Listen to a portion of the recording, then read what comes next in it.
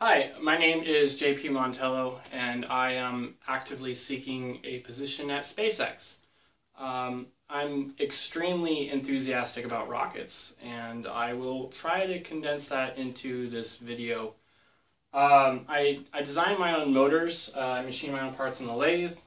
This one is made out of stainless steel. It's for my sugar rocket. This is what the motor looks like. I made it so it looks like the Falcon, but it's mini.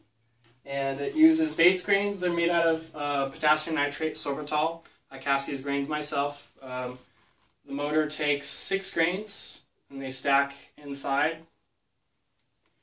And then this is my mold for casting them. It's made out of solid silicone. It's got a tapered mandrel for easy extraction. I built bigger motors too. This one is made. This one is composite. This one is on composite fuel. It has aluminum fins on it.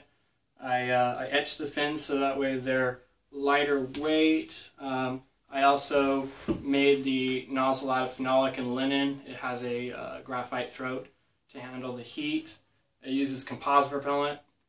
The rocket did crash, and so I learned from my failures. And you can see other motors that have exploded. This one KO'd from fuel additives that changed the burn rate coefficient and exponent in a way that it couldn't handle. So I work at a paintball gun store. I fix high pressure gear, tanks, guns, all kinds of things. This is some of the tanks that I would fix. This is a fiberglass tank. It goes to 4,500 psi, which is pretty impressive for a consumer product.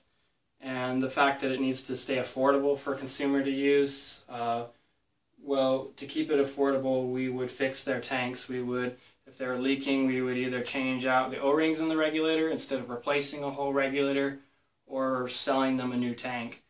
And so working with this high pressure gear is no easy task, and highly pay attention to detail.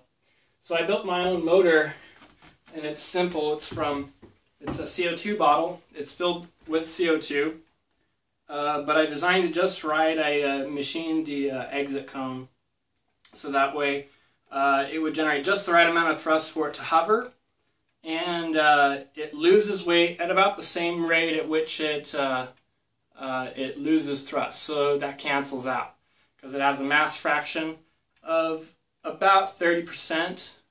So it has to have the right thrust curve. So I'll do a little demo for you. Safety glasses. And here we go. And in 3, 2, 1.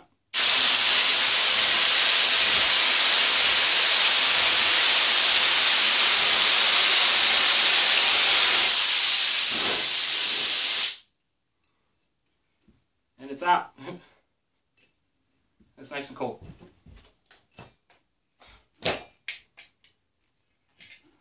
That was pretty exciting. But I also make other things. I make nitric acid. This would be the setup that I would use. I have a Snyder column instead of a Vigoro column. It works better. I distill it under a vacuum. I have the Graham condenser and then a reflux condenser to keep it. And then I'll do things with the nitric acid. You know, I learn a lot of safety and learn a lot of things from rocket propulsion elements in other books. But this one is really cool. It's the 8th edition. It's got you guys on it. I think it's awesome. And, well, I mean, I think all of this rocket stuff is awesome. I take apart gyros. This one came from a Lockheed Martin Starfighter, and it's not meant to be taken apart. No. And so when I did take it apart, I was really excited to see the gyro inside. It's super balanced, and everything is, well, there's a lot of attention to detail here. So when you're taking it apart, you gotta work carefully with this gear. And so And basically where I'm getting at with all of this stuff is it's totally awesome. I love to be surrounded by it. This is the kind of thing that I want to do. And well, SpaceX has this kind of environment. It's bigger, and so I want to be there. If I can join the team doing anything really. I don't think there's anything that would be better.